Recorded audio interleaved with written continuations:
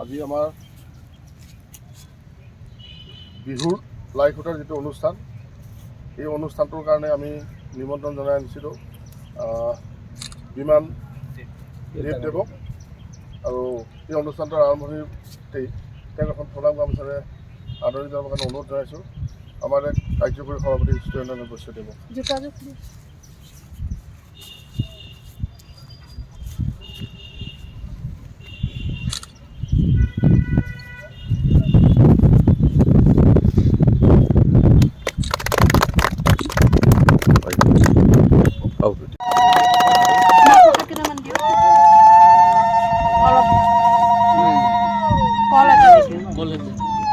লাডুটো দিয়ক।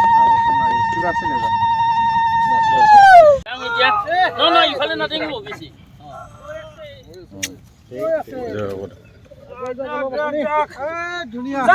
সোণাপুৰ কেন্দ্ৰ বিহু